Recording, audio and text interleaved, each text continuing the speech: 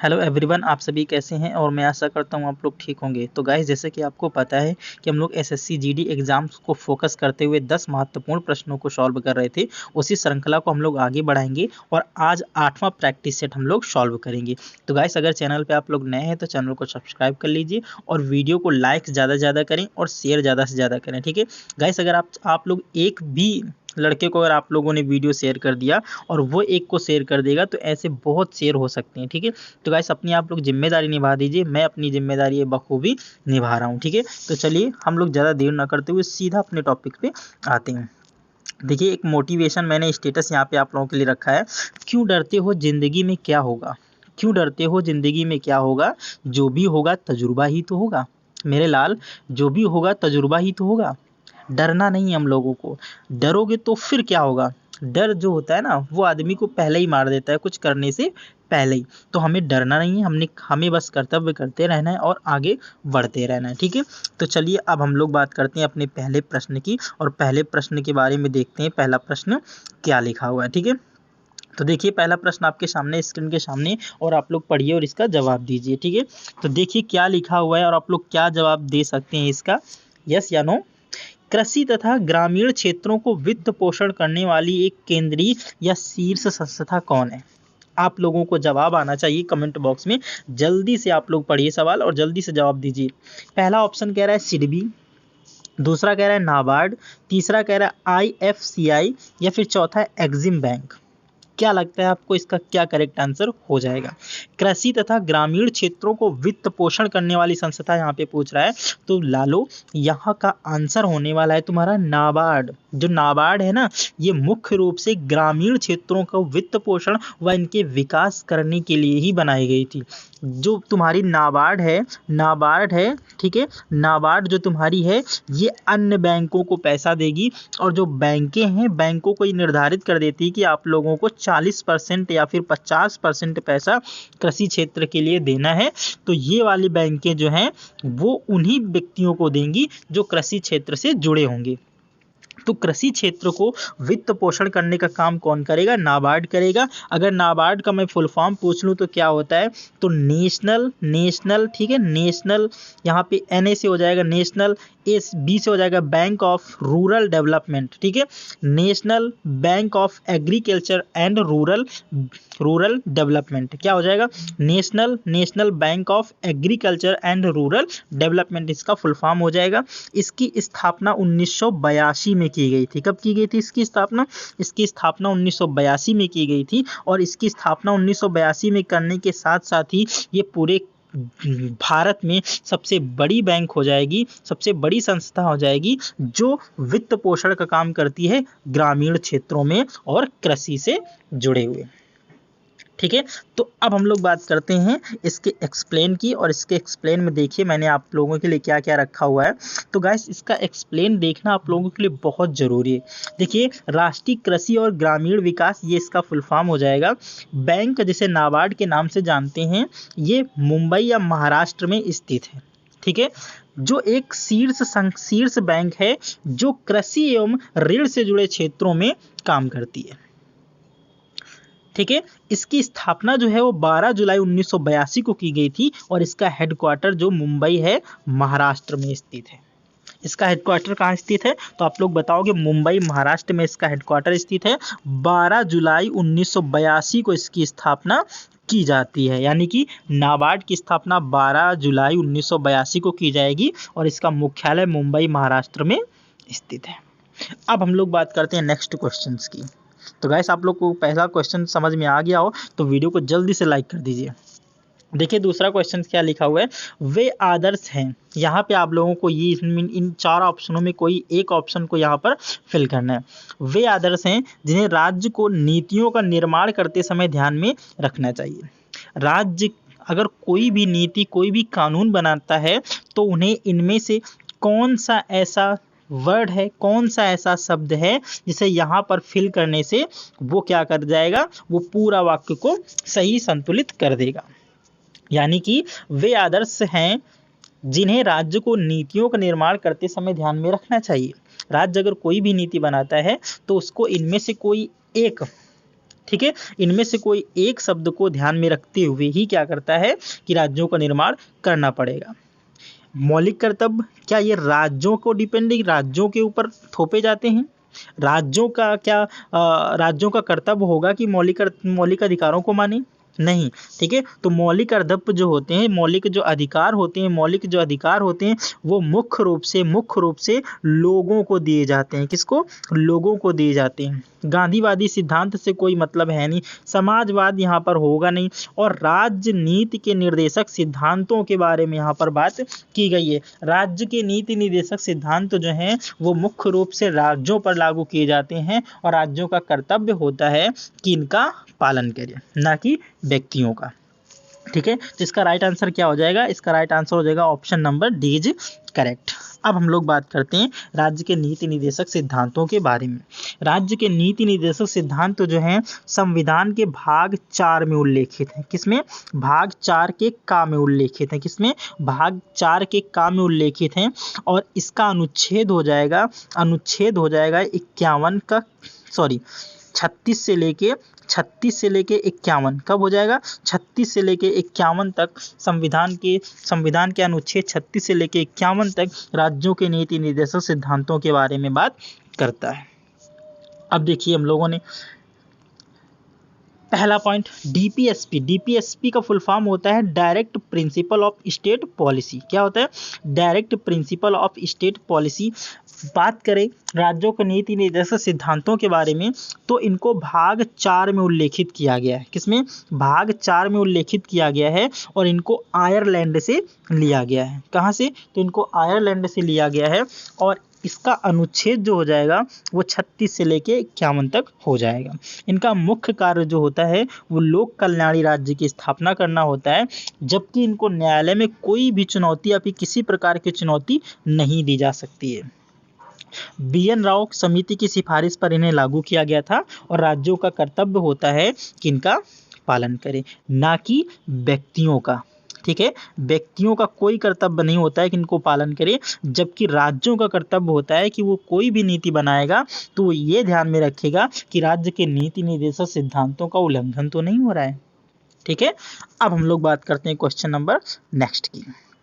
देखिए क्या लिखा हुआ है, निम्न में से किस में मौलिक कर्तव्यों को उल्लेखित किया गया है? मौलिक कर्तव्यों को किस में उल्लेखित किया गया है? ऑप्शन नंबर ए भाग 4 का, भाग 3, या फिर सी अनुसूची 4 का, या फिर डी ऑप्शन है भाग 4। तो इसका राइट आंसर हो जाएगा option number A is correct, भाग 4 का में मौलिक कर्तव्यों को शामिल किया गया है। ठीक है, जबकि भाग 4 में जो है वो राज्य के नीति निर्देशक सिद्धांत हैं। राज्य के नीति निर्देशक सिद्धांतों को भाग 4 में जिक्र किया गया है, जबकि भाग 4 का में जो है वो मौलिक कर्तव्यों के बारे में बताया गया है। मौलिक कर्तव्यों को भारत के संविधान में लागू करने का श्रेय स्वर्ण सिंह समिति को जाता है। किसको?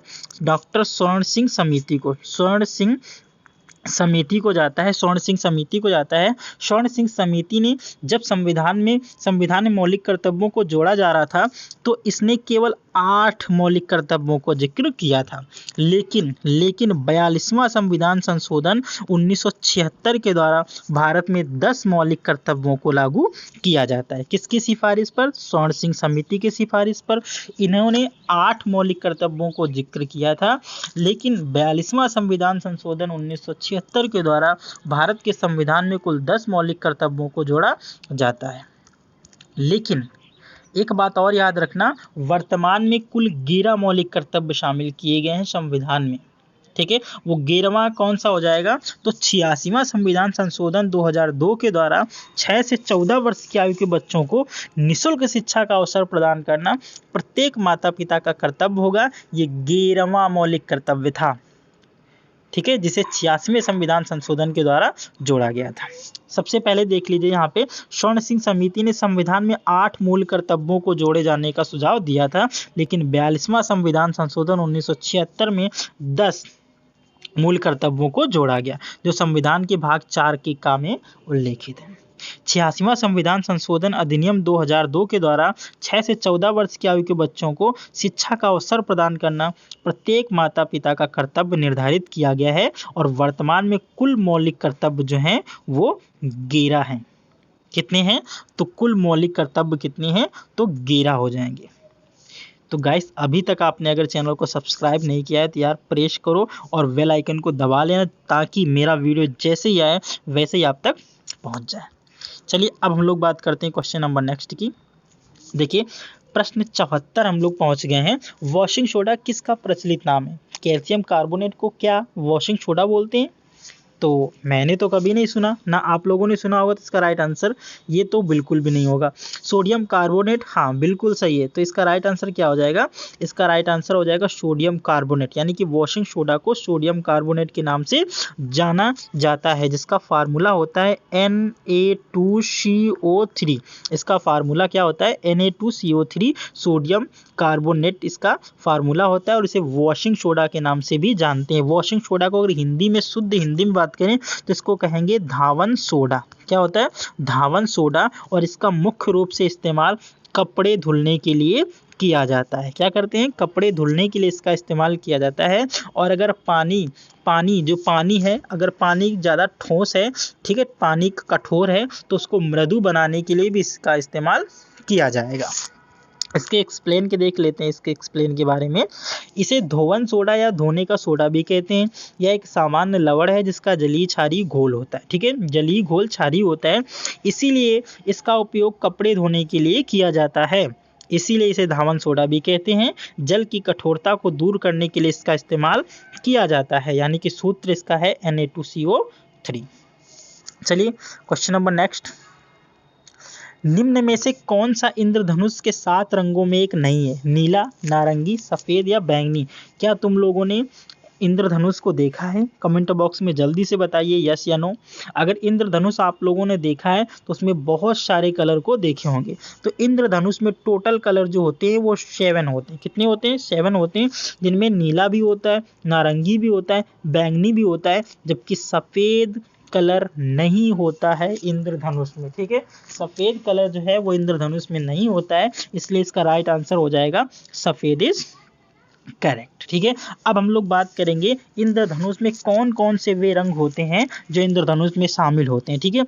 तो सबसे पहले मैं आपको एक ट्रिक बता दूं, विबग्योर, ठीक है, विबग्योर आप लोगों ये ट्रिक याद रखिएगा, और इससे वो सभी कलर आ जाएंगे। वी से हो जाएगा वायलेट हो जाएगा, आई से हो जाएगा इंडिगो, बी से हो जाएगा ब्लू, जी से हो जाएगा ग्रीन, वाई से हो जाएगा येलो, ओ से ऑरेंज, और आर से रेड। यहाँ पर कहीं भी तुमको क्या डब्ल्यू नजर आया? डब्ल्यू से वाइट नजर आया? नहीं आया ना, इसका मतलब करेक्ट आंसर क्या हो गया? सफ़ेद हो गया। मैंने एक्सप्लेन में भी आपको दे रखा है, तो आप लोग देख लीजिए। सबसे पहला कौन सा हो जाएगा? तो लाल रंग होता है, नारंगी, पीला, हरा, नीला, जामुनी और बैंगनी। मैंने आपको विबग्योर वाली ट्रिक भी बता दिया है, दोबारा बताने की ज़रूरत नहीं है। चलिए अब क्वेश्चन नंबर नेक्स्ट की बात करते हैं, और आई होप आप लोग क्वेश्चन में आप अभी तक बने रहे होंगे, और अभी तक अगर आप बने तो जाहिर सी बात है कुछ आपने अभी तक नया सीखा होगा। ये बहुत ही इंपॉर्टेंट क्वेश्चन है। देखिए, निम्न में से किस गैस को ग्रीन हाउस गैस के रूप में नहीं जाना जाता है?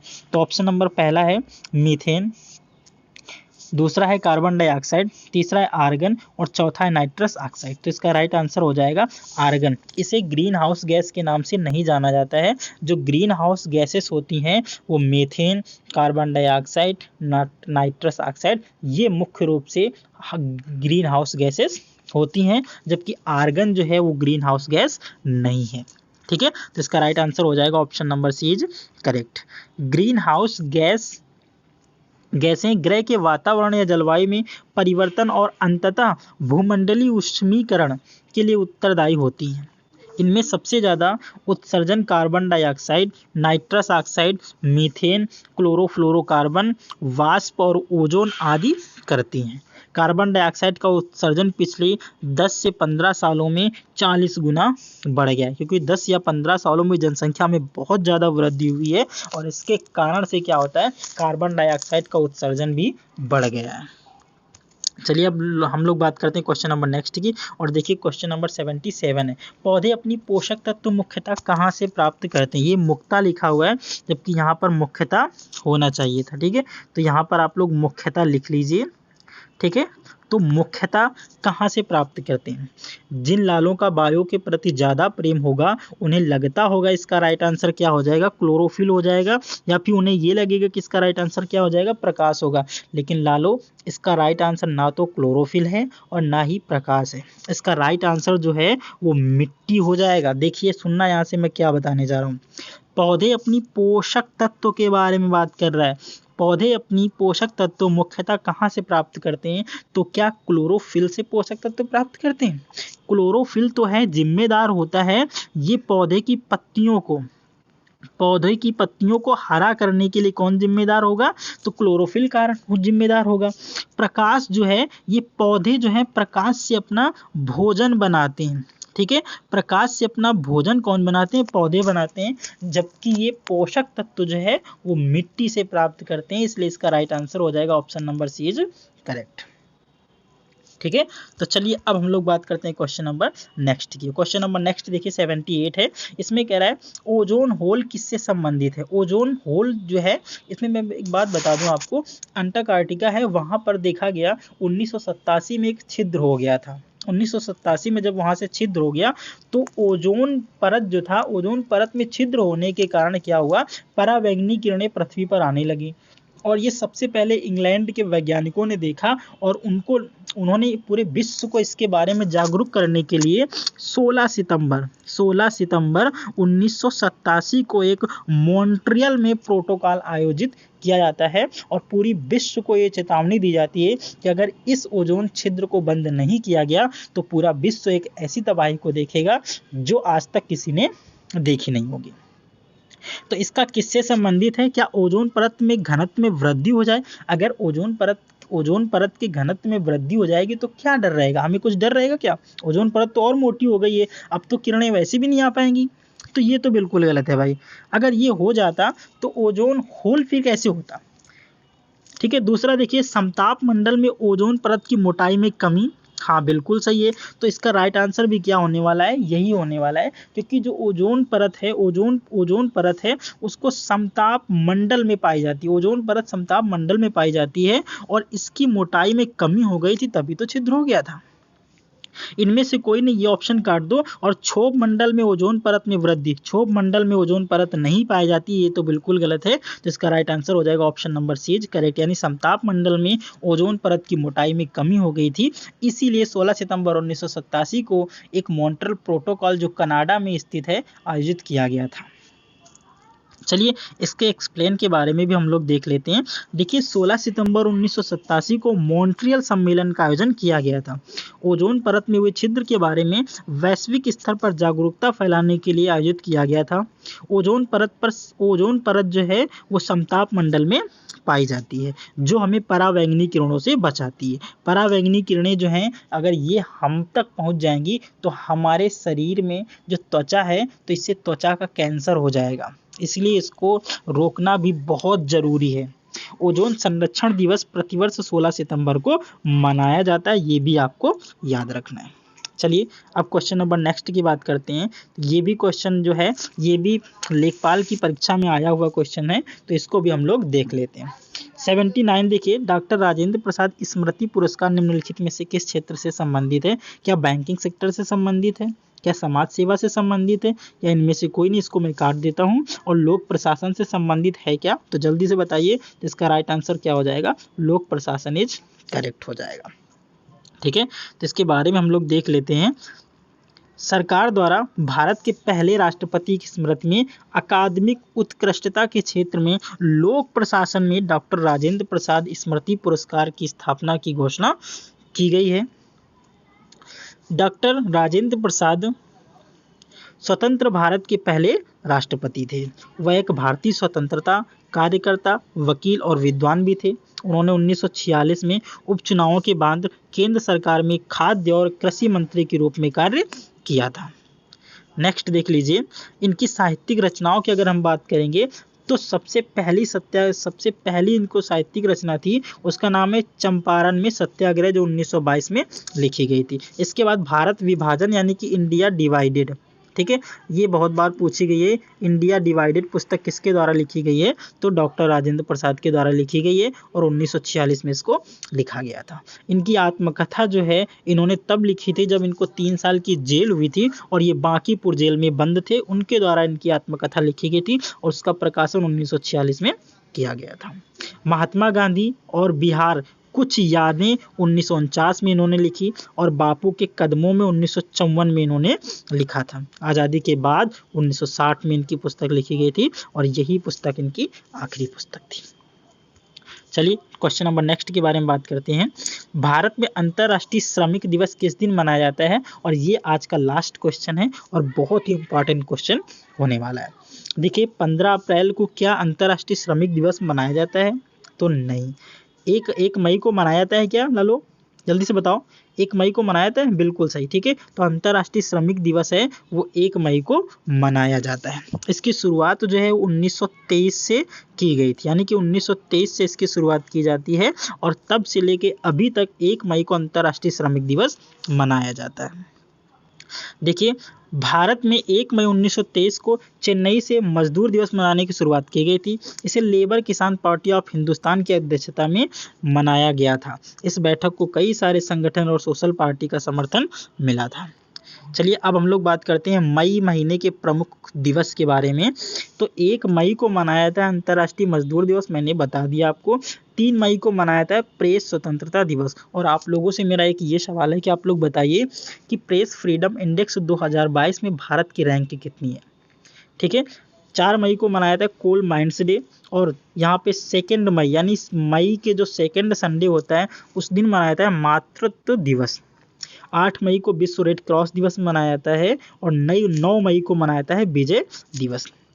11 मई को राष्ट्रीय प्रौद्योगिकी दिवस मनाया जाता है यानी कि नेशनल टेक्नोलॉजी डे। इसके बाद 12 मई को नर्स दिवस मनाया जाता है और 15 मई को विश्व परिवार दिवस मनाया जाता है। 17 मई को विश्व दूर संचार दिवस मनाया जाता है, जबकि 21 मई को आतंकवादी विरोधी दिवस मनाया जाता है। 24 मई को राष्ट्रमंडल दिवस मनाया जाता है और लास्ट में 31 मई को विश्व तंबाकू निषेध दिवस मनाया जाता है, जो बहुत ही इंपॉर्टेंट होने वाला है। ठीक है, तो गाइस आज का वीडियो यहीं तक। ठीक है, मिलते हैं नेक्स्ट वीडियो के साथ नेक्स्ट दिन। तब तक के लिए बाय, टेक केयर। और अभी तक अगर आपने वीडियो को शेयर नहीं किया है तो जल्दी से वीडियो शेयर करिए और मिलते हैं नेक्स्ट वीडियो के साथ। तब तक के लिए बाय, जय हिंद।